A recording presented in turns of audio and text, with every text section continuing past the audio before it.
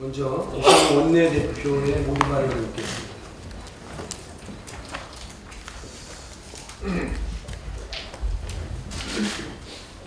네. 어제도 제가 박근혜 최순실 게이트에서 가장 국가적으로 바로잡아야 할 첫 번째 과제를 정경유착 이 문제로 말씀드린 바 있습니다. 오늘은 구체적으로 말씀을 드리겠습니다. 박근혜 최순실 게이트는 대통령과 청와대 측근 참모들이 국민으로부터 권력을 위임받지 않은 자들과 함께 국정을 농단한 사건이면서 동시에 다른 한편에서 정경유착 사건입니다. 검찰에서는 최순실 안종범을 구속하면서 뇌물죄 적용을 피하려는 모습을 보이고 있습니다. 그러나 제가 볼 때는 이 재벌들이 거액의 돈을 낼 때는 단순히 강요에 의한 것만이 아니라 일정한 대가를 기대하고 돈을 내는 정황들이 많이 있습니다. 이것을 수사해야 합니다.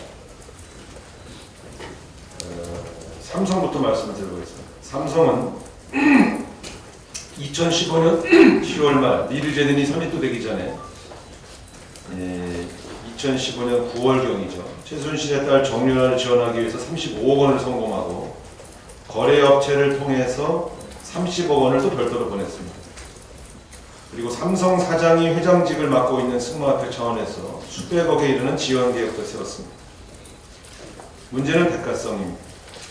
2015년 삼성은 이재용 부회장 총수 일가의 그룹 지배권과 관련해 절대적인 이해관계가 걸린 삼성물산과 부제일모직 간의 합병을 추진했습니다.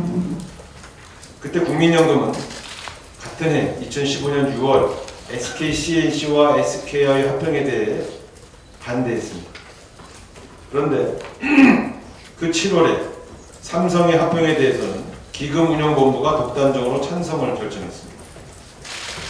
당시 국민연금은 삼성물산 지분 11.6%를 보유하고 있었는데 결과적으로 주총에서는 2.87% 차이로 합병이 승인됐습니다. 국민연금이 반대했다면 부결되는 것이었습니다. 이 합병 찬성으로 국민연금 기금은 막대한 투자 손실을 입었습니다.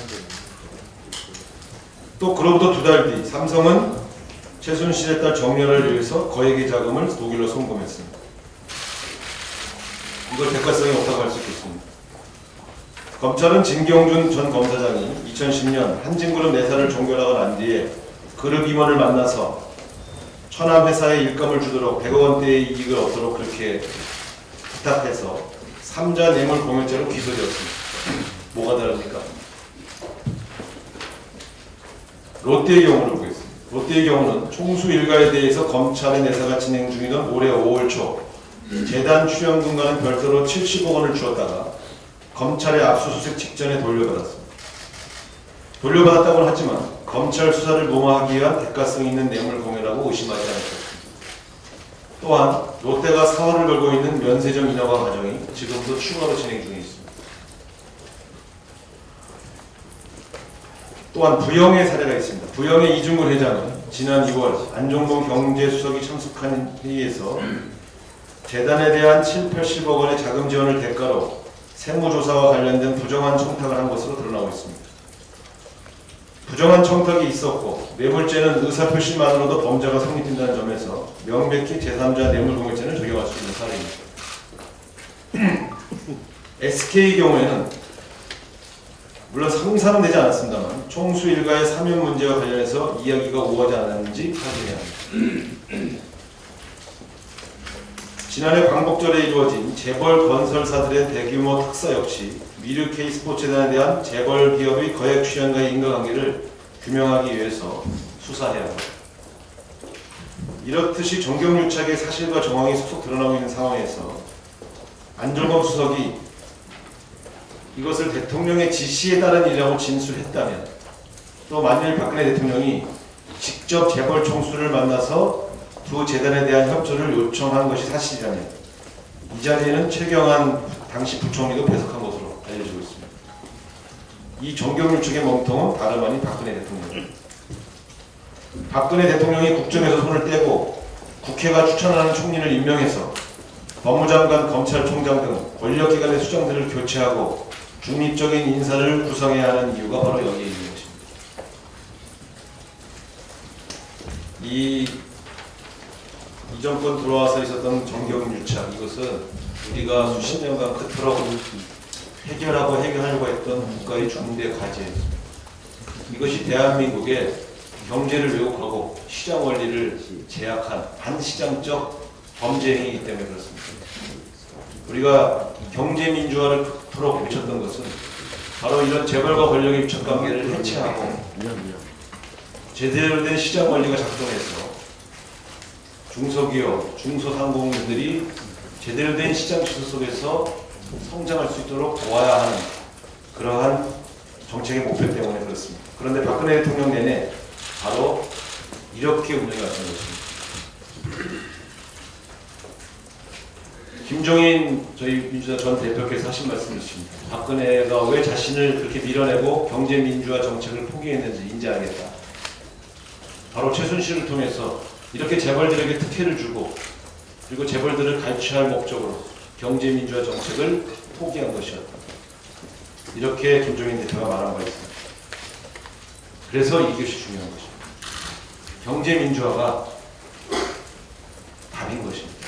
정경유착, 재벌 특혜가 답이 아니고 경제 민주화가 답인 것입니다. 엄정히 수사하십니다. 두 번째, 어제 저희 당 미방위 의원들께서 성명서를 냈습니다만 최순실 게이트를 감추고 비호하려고 하는 세력은 새누리당에만 있었던 것이 아니다. 바로 이른바 공영방송을 자처하는 일부 방송사들이 최순실 게이트를 일체 보도하지 아니하고 오히려 정부의 편을 들어 진실을 호도하고 은폐했던 것에 대해서 바로잡아야 되겠습니다. 언론이 바로 서야 진실이 밝혀지고 그래서 민주주의가 꼽힐 수 있습니다. 언론이 진실을 보도하는 데 입을 닫고 오히려 그러한 진실을 보도하려고 하는 기자들을, 언론인들을 억압한다면 대한민국은 바로 최순실 공화국이 되는 것입니다. 주요 공영방송사들은 반성하시고 대통령의 입이 되어서 진실을 은폐하고 기자들을 해고하고 그 결과가 결국 대한민국이 망하는 길로 갔지 않습니까? 이 점에 대해서 책임이 없습니까? 저는 이번 남은 공청국회 기간 중에 방송의 공영성, 공정성을 회복하기 위한 제도 개선에 전력을 다하고 있습니다. 방송국들의 솔직한 자기 고백, 국민에 대한 사고가 필요하다. 이상입니다. 네, 이어서 윤호중 정책위 의장의 모두 발언이 있겠습니다. 네, 박근혜 최순실 게이트, 이것은 이 희대의 헌정문란 사건이고 국정농단 사건이었습니다. 그것과 아울러서 방금 들으신 것처럼 신정경유착의 실태를 낱낱이 보여준 사건이고 검찰의 비선이든 아니든 권력 실세들에 대한 황제 수사 논란까지 벌이고 있습니다. 그래서 우리 당에서는 희대의 국정농단 사건인 박근혜 최순실 게이트와 관련한 확실한 진상 규명과 아울러서 재발 방지를 위한 제도적 장치를 마련하는 데에도 앞장서겠다는 말씀드립니다.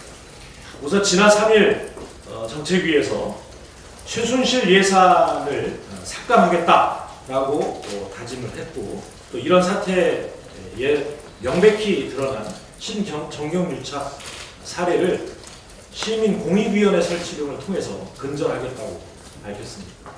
우선 정경유착 방지법을 조속히 발의하겠습니다. 아울러 경제민주화를 위해서 이미 제출되어 있는 다중대표 소송제 도입 등을 규정한 상법 개정에도 앞장서겠습니다. 아울러서 최태민, 최순실 일가가 부정한 방법으로 축적한 재산, 범죄적 수단으로 축적한 재산을 환수하기 위해서 우리 당 민병두 의원께서 최태민, 최순실 특별법을 발의할 예정이라고 합니다. 이것을 범죄수익 환수법 또는 부정축제 방지법으로 이번 정기국회에서 다루어지도록 앞장서겠습니다. 또한 최순실 수사와 관련 또 우병우 수사와 관련해서 셀프개혁 자정노력이라고 하는 것을 무색하게 만든 검찰 개혁을 위해서 공수처법과 전관예우 방지법도 적극 추진해서 검찰 개혁의 고삐를 조이겠다는 말씀을 드립니다. 최순실 예산과 관련해서 정부의 이 말이 오락가락하고 있습니다. 최순실 예산이라는 것이 없다라고 하다가 또 있다, 스스로 찾아보겠다, 그 결과를 국회에 제출하겠다고 하더니 어제 늦게는 최순실 예산이라는 것은 없다라고 다시 말을 바꾸고 있습니다. 도대체 있는 겁니까 없는 겁니까? 정부는, 특히 기재부는 예산실을 통해서 2017년 예산에 스며들어와 있는 최순실 예산을 낱낱이 조사해서 예결위와 기획재정위에 자료로 반드시 제출해야 할 것입니다. 이런 노력과 아울러서 우리 당은 이 국정과 민생을 챙기는 노력 게을리하지 않겠습니다. 제1야당으로서 책임을 지고 민생과 안보를 챙겨야 한다는 당연한 책무를 다하겠다, 이렇게 말씀드립니다. 이를 위해서 오늘 이 원내대책회의가 끝나는 대로 본관 214호에 있는 정책의장실에서 경제안보상황실 현판식을 합니다. 그리고 바로 이어서 9시 30분부터 1차 비상경제 점검 회의를 열어서 경제 안보 지킴이로서의 우리 당의 첫 행보를 시작한다라고 하는 것을 말씀드립니다. 언론인 여러분의 많은 협조를 부탁드립니다. 감사합니다. 네, 이제 현안 발언이 있겠습니다. 백혜련 부대표의 현안 발언 있겠습니다. 우병우 전 민정수석 사건과 관련해서 한 말씀 드리겠습니다. 우병우 전 수석이 시민단체가 고발한 지 110일 만에, 그리고 수사팀이 구성된 지 75일 만에 검찰에 출석했습니다. 근데 소환 당시에 우 전 수석의 태도와 수사 과정의 모습은 검찰 출신인 제가 봐도 처음 보는 피의 고발인의 모습이었습니다. 지금 검찰은 조직의 존폐이기에 놓여 있습니다. 검찰이 조직의 명운을 걸고 수사를 해야 하는 시점에서 이렇게 했다는 것은 정말로 온 국민의 공분을 살 일입니다. 검찰에서 수사를 제대로 하지 못하기 때문에 국민들이, 그리고 국회가 검찰에 대해서 수사 지휘의 방향을 좀 말씀드리겠습니다. 우병우 수석 사건 관련해서는 무엇보다도 수사팀이 교체해야 합니다. 이미 우병우 전 수석에 대한 사건에서 윤곽근 팀장이 이끄는 특별수사팀은 국민의 신뢰를 안전히 상실했습니다. 우병우 수석에 대해서 박근혜 최순실 개입과 관련하여 수사하기로 이미 됐기 때문에 우병우 수석 사건을 특별수사팀에서 특별수사본부로 이관하기를 요청드립니다. 그리고 두 번째로 우병우 전 수석의 개인 비리에 대해서 전면적으로 재수사해야 합니다. 검찰 조사조차 민정수석 신분인 우 전 수석을 수사하는데 눈치 보기에 급급했는데 경찰은 그 눈치 보기가 더욱 심했을 것입니다. 아들의 꽃보직 논란과 관련해서 민정수석 신분일 때의 참고인 조사와 지금의 참고인 조사는 진술이 엇갈릴 가능성이 매우 큽니다. 강남 땅 거래 부분도 마찬가지입니다. 그렇기 때문에 개인 비리와 관련해서도 전면적인 재수사가 필요하다고 봅니다. 두 번째로 박근혜 최순실 게이트와 관련해서도 우병우 전 수석에 대해 강도 높은 수사를 해야 됩니다. 우병우 전 수석이 지휘하는 민정수석실에서 최순실 씨에게 언론 보도 동향을 보도했다는 보도가 있었습니다.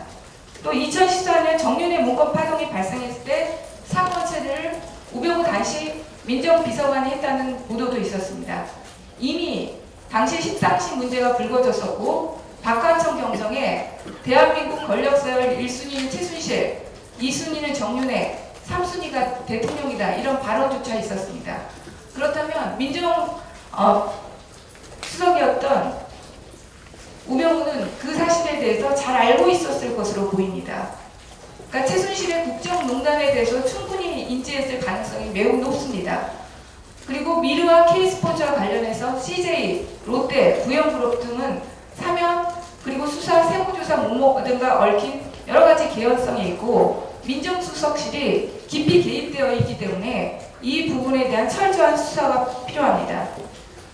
우 전 수석이 최소한 직무유기는 될 수 있다고 보이고요. 공무상 비밀 혐의, 누설 혐의, 나아가서는 공공으로까지 볼 수 있는 상황입니다. 그렇기 때문에 이 부분에 대한 수사가 확실하게 돼야 될 것으로 보이고 마지막으로 전면적인 압수수색이 다시 시작돼야 됩니다. 지금 우병우 수석과 관련해서는 핸드폰도 자택에 대한 압수수색도 어떤 것도 이루어지지 않았습니다. 지금 비록 늦었지만 휴대폰과 자택 기흥골프장에 대한 압수수색 그리고 청와대도 재압수수색해서 반드시 증거를 확보할 수 있도록 해야 할 것입니다. 검찰은 더 이상 자고 우면해서는 안 됩니다. 대한민국의 모든 국민이 검찰을 예의주시하고 있다는 점을 명심해서 한 점 무억도 남기지 않고 수사를 해야 할 것입니다. 이상입니다.